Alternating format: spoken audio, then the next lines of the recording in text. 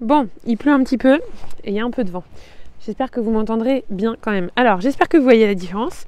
Parce que là, du coup, il y a un voisin qui est venu avec son vieux tracteur pour faucher. Je vous montrerai vite fait quelques images, peut-être si... je sais plus si j'ai filmé. Enfin bref. Ensuite, là, on avait commencé à la débroussailleuse. Mais en fait, vous voyez qu'il y a des pierres partout. Donc, j'avais trop peur de péter la lame. Du coup, c'est Abdel qui a fait à la faux. Et d'ailleurs, il a un peu pété la lame de la faux. Bah bon, c'est pas grave, au moins c'est fait. C'était une faux qu'on avait acheté à 1 € à la recyclerie. Donc, de toute façon, on l'a rentabilisé. Donc, on a fait ça. Après, je suis passée aussi avec le sécateur. J'ai coupé tous les petits rejetons de trucs comme ça là. Bon, là, j'en ai laissé quelques-uns parce qu'en fait, on va mettre la clôture devant. Et ici, on va faire une haie. J'ai quand même taillé quelques arbres tout droit pour que les branches après ne viennent pas dans la clôture. Vous voyez, là il y avait plusieurs branches. Là vous voyez en fait j'ai taillé comme ça pour que ça monte tout droit. Alors j'ai essayé de garder les branches les plus droites, même si en fait à force de coupes multiples par les gars de la route, il y en a qui étaient tout tordus dans tous les sens. Donc j'ai gardé que ceux qui étaient les plus beaux. Mais là par exemple il y a des châtaigniers, vous voyez, je les ai coupés pour que ça fasse un tronc tout droit. Et puis j'ai laissé en haut les branches. De toute façon je pense que vu les fourches qu'il y a là, c'est mort pour faire quelque chose de super haut tout droit. Mais bon, au moins là si on entretient bien les branches qui sont à hauteur de clôture, ça va pas venir interférer avec les fils électriques, etc. Donc ça c'est fait. Ensuite, je sais pas si vous voyez, mais avant il y avait 2 gros tas comme ça. Il y en a un qu'on a tout avalé dans le broyeur. Et là-bas, on a commencé à faire un tas de bois. C'est du petit bois.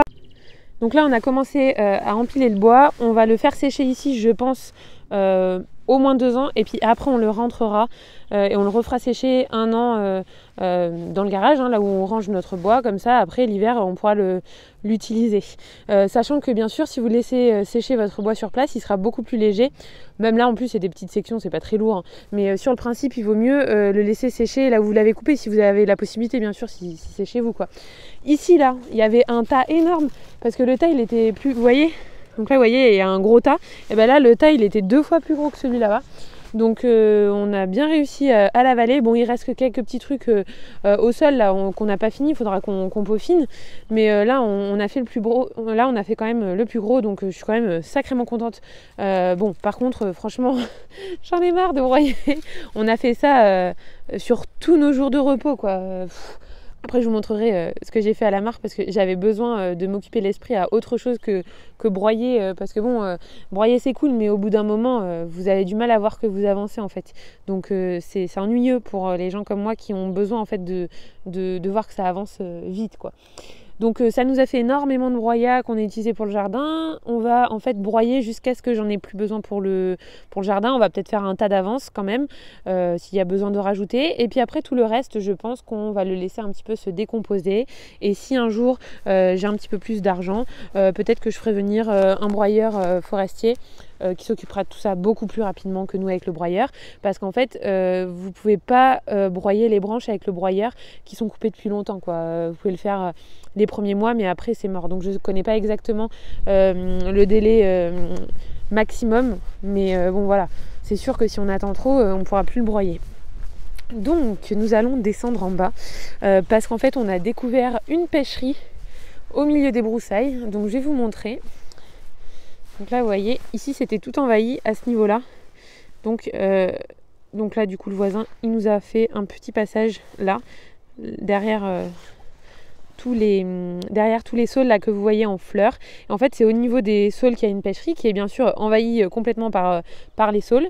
Je veux quand même garder les saules parce que déjà je trouve que c'est des très très bels arbres et puis c'est très intéressant pour les abeilles. Donc il va quand même falloir un petit peu dégager pour retrouver l'eau et que le débit soit préservé au maximum, plutôt que là ça s'étend dans tout le pré en fait. C'est pas canalisé, donc il va falloir refaire une rigole avec la petite pelleteuse, refaire un truc propre. Il y a du boulot, c'est clair et net, mais je suis trop contente, ça commence vraiment à prendre forme. Donc là avec la pelleteuse, il a aménagé ce chemin. En fait, avant ici, il n'y avait pas de chemin, hein. C'était complètement envahi, on ne pouvait pas marcher tellement il y avait des houes et des genêts, enfin c'était impraticable. Et là, du coup maintenant on peut rouler, il peut descendre le tracteur, etc. Maintenant il n'y a pas de souci. Donc là il reste beaucoup de boulot à faire, à dégager sur les côtés, mais au moins on peut y venir, facilement. Les grands arbres sur le côté, ils ont été maintenus. C'est des vieux châtaigniers, donc c'est des arbres habitat, ceux-là, je vous en ai déjà parlé. Donc là, vous voyez, il y a plein de tas de branches. Donc c'est avec cette petite pelleteuse qu'il a aménagé les chemins. Alors les débardeurs, on avait déjà fait en partie, hein, mais il les a réouverts parce que des fois, il mettait des gros tas de branches en plein milieu, quoi. Donc là, je vais vous montrer. Alors, je vais avancer un petit peu, je sais que ça tremble un petit peu. Donc il y a eu des changements de programme. Par exemple, ici, cette zone, elle est vraiment trop pentue. Vous en rendez pas compte. Mais là, le gars qui va faire la clôture, il va venir avec une pelleteuse 8 tonnes. Et il a dit que même avec ça, ça sera impossible de pallier aux contraintes du terrain. Et que si on met la clôture tout en haut, avec la pluie, la terre va descendre. Et du coup, les piquets risquent de se retrouver un jour dans le vide. Donc tout cet espace-là qui est ici, on va le condamner et ça sera juste de la forêt normale. Les arbres repousseront et reprendront leur place. Et donc la clôture va venir un peu plus bas à ce niveau-là. Il y a un chemin d'accès qui n'existait pas. Vous voyez que c'était une sorte de mur en pierre qui s'était écroulé. Et en fait, ils ont profité du fait qu'à cet endroit s'était écroulé pour l'ouvrir un petit peu plus et créer un chemin. Parce qu'en fait, là, tout ça, c'est du mur. Donc, vous voyez, il y a beaucoup de branchages à dégager, hein. Il y a vraiment du taf. Mais ça, on le fera petit à petit. On aura plus de temps après. Là, on essaye de faire le maximum pour que ça puisse accueillir les bêtes le plus rapidement possible, parce que là, les moutons ont hâte d'avoir de l'herbe. Donc ici, c'est la première mare qui va être faite ici. Dès qu'il aura un petit moment, il va revenir avec cette petite pelleteuse là pour faire le trou. Et je vais vous montrer là-bas, parce que du coup, il a pu passer avec le tracteur. Donc ça a découvert des endroits. Là, c'était l'endroit qui était tout envahi par les fougères. Je ne sais pas si vous vous souvenez cet été. Ce que je vous avais montré, mais là c'était tout envahi. Et là avec le broyeur, c'est un broyeur semi-forestier et du coup ça a pu broyer pas mal de choses. Là c'était envahi de ronces. Il en a enlevé vraiment pas mal. Donc là j'espère que l'herbe va reprendre le dessus, même si je sais qu'elle va pas reprendre le dessus directement. Ici vous voyez là, ça là c'est des petites jacinthes sauvages, des jacinthes des bois. Donc j'espère que l'herbe va reprendre le dessus et que ça va pas trop vite pousser, sinon il va vraiment falloir maintenir une pression de fou avec les animaux et sûrement après intervenir humainement derrière, enfin avec les machines. Faudra sûrement intervenir. Ici c'est pareil, là c'était complètement envahi et puis il y avait un mur qui était un peu, il est là, il était un petit peu éboulé. Il y avait un passage de chevreuil et de renard qui était ici. C'était le seul endroit en fait où on pouvait passer. Et sinon c'était très compliqué et c'était très pentu. Moi cette pente je pouvais la descendre que assise sur les fesses en fait en me laissant glisser. Sinon j'avais trop peur de tomber. Et là avec la pelleteuse, il a aménagé un chemin. Alors c'est peut-être pas très facile par exemple de passer en voiture, mais par contre avec les animaux ça il n'y a pas de souci. Donc là il y a encore des ronciers qui restent, hein, mais ça c'est pas grave, ça sera pour les animaux. Hop là. Donc là il a vraiment bien dégagé. Avant on pouvait pas passer, moi je suis jamais venue ici, Didou. J'ai même pas pu voir ici comment c'était fait. Donc là je suis hyper contente il a fait ça aujourd'hui là. Ça me redonne encore plus de baume au cœur et de courage pour faire tout ça quoi. Là il a fauché tout ça. Du coup l'herbe va pouvoir repousser et on se rend compte de la surface. Avant je me rendais pas compte en fait qu'il y avait tout ça comme future surface d'herbe. Je suis trop contente. J'ai vraiment trop hâte de prendre soin de cette partie. Là il y avait que des fougères. Vous voyez en fait de toute façon au sol c'est que de la fougère. Là on avait un pré entier rempli de fougères. Donc là le but du jeu ça va être de maintenir une pression très très forte pour couper ces fougères sans arrêt et pas les laisser reprendre le dessus, pour que l'herbe puisse pousser. Et après, une fois que l'herbe a bien poussé, que les animaux viennent et écrasent sans arrêt les frondes de fougères qui essayent de repousser, normalement on va y arriver. Mais bon, il faut bien 3-4 ans pour les fougères, hein, pour que ça disparaisse complètement. Surtout que là, ça fait des années et des années que ça pousse, donc forcément il y a du boulot quoi, avant de gagner la guerre. Donc là, je viens de découvrir qu'il y avait une carcasse de voiture aussi qu'on n'avait pas vue dans le merdier. Et là-bas, je vois de l'eau. Je vais peut-être pas y aller. J'aime bien cette partie. Ça fait mystérieux avec toute cette mousse. Ah ouais, je vais vous zoomer là-bas. Là-bas, il y a de l'eau. Je pense que vous le voyez dessous. Donc là, si on réaménage, on devrait avoir de l'eau. En plus, il y a plein, c'est aménagé en fait, ça fait comme si c'était une ancienne pêcherie, parce que il y a plein de petits murs autour, comme si l'eau venait avant jusque là quoi, comme ça faisait comme un petit lavoir quoi. Il va falloir dégager un petit peu pour récupérer cette source ici, l'aménager pour que ce soit plus propre en fait, qu'il y ait moins de boue, que ce soit de l'eau vraiment claire. Et donc là on va juste enlever un tout petit peu de ronces et de houx, mais pas trop, parce que j'ai envie en fait de garder cet aspect un petit peu ombragé, c'est un petit peu mystérieux, je sais pas comment vous dire, j'aime trop moi quand il y a trop de la mousse comme ça. Et là ça va être magnifique quand ça va être un petit peu mis en valeur, parce que ici là il y a un tapis de jacinthes sauvages, vous savez les petites jacinthes avec des clochettes bleues. Et du coup là, une fois qu'on aura enlevé ça, là ça va être super joli au mois d'avril quand ça va fleurir, j'ai trop hâte. Là vous voyez, il y a beaucoup de boue. Je ne sais pas si vous voyez où est Naya, mais Naya elle a les pattes dégueulasses. Hop, c'est de la boue en fait. C'est pas assez propre en fait pour que les animaux puissent... c'est pas assez propre en fait pour que les animaux puissent boire tranquillement. Mais vous voyez l'eau qui sort là-bas, il y a quand même du débit quoi. Donc il y a moyen de moyenner. Là c'est marrant comment ils ont fait, parce qu'il y a deux niveaux de murs en fait, il y a un mur là, un mur là. Alors je sais pas si c'est un ancien chemin ici ou s'ils avaient fait comme des espaliers en fait pour casser la pente. Je sais pas, oui vous voyez l'état de Naya, hein, donc là c'est pas très facile pour que les animaux puissent boire de cette eau.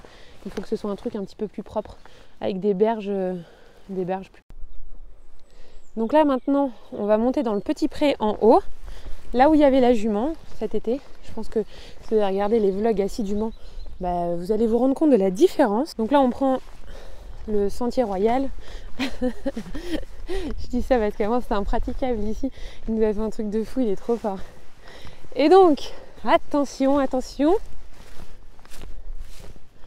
Tada. Hop là. Alors ici avant, qu'est-ce qu'il y avait? Sur tout ça, là, c'était fougère genêt. On le voit derrière là, commencer. Voilà. Il en reste là-bas parce qu'ils pouvaient pas, ils étaient trop gros, faudra qu'on le fasse à la tronçonneuse. Voilà, c'était que un truc comme ça en fait. Vous voyez? Donc il a fait le maximum qu'il pouvait. Le reste, on va le faire tranquillement, petit à petit. On laissera un petit peu les animaux faire et puis après, on peaufinera quoi. Bon, même si des fois il y a des terrains qui sont vraiment très enfrichés, franchement, au bout d'un moment vous allez y arriver, vous inquiétez pas. Là moi j'avais vraiment perdu espoir quand je voyais la masse de travail. En fait il suffit qu'on soit un tout petit peu aidé et hop ça repart, ça donne un petit coup de boost et ça vous aide vraiment. Il faut réussir à accepter de l'aide des gens. Voilà, je pense qu'on faisait vraiment pitié aux gens. Hein Abdel? Ouais, tous les gens qui passaient autour, parce qu'en fait on a une partie qui est un peu un sentier où il y a des gens qu'on connaît. Il y a la grand-mère d'une fille qui était à l'école avec moi qui passait et franchement ils disent mais c'est pas possible ce que vous avez fait et tout, et ça se voit trop qu'on fait pitié. L'agriculteur du coin il est venu avec son tracteur pour nous défaire le tas de branches. Il nous a dit mais vous voulez pas qu'on vous aide et tout. Bon après c'est difficile d'embêter les gens et tout.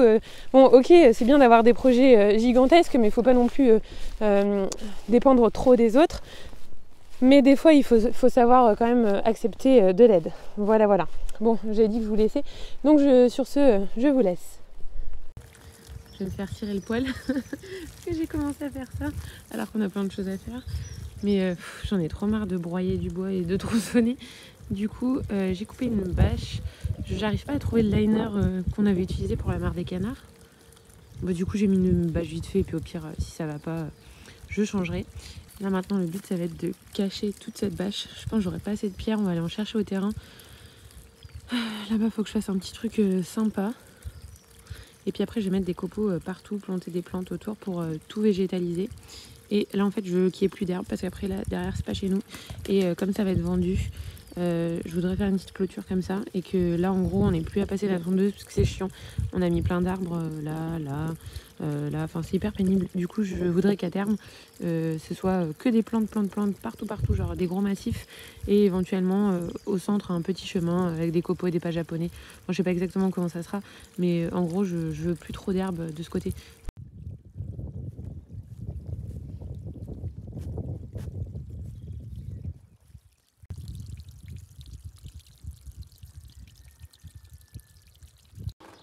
Je vous montre depuis la fenêtre, mais je vous montrerai dans le vlog suivant ce qu'on a fait.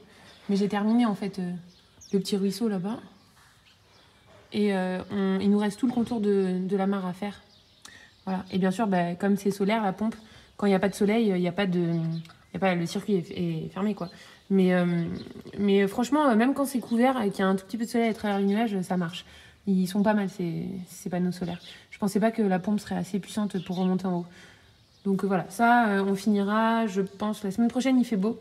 Et j'ai pris des plantes, je vous montrerai comment végétaliser tout ça. Les plantes, je les mettrai là-bas, là où on n'a pas encore mis de copeaux.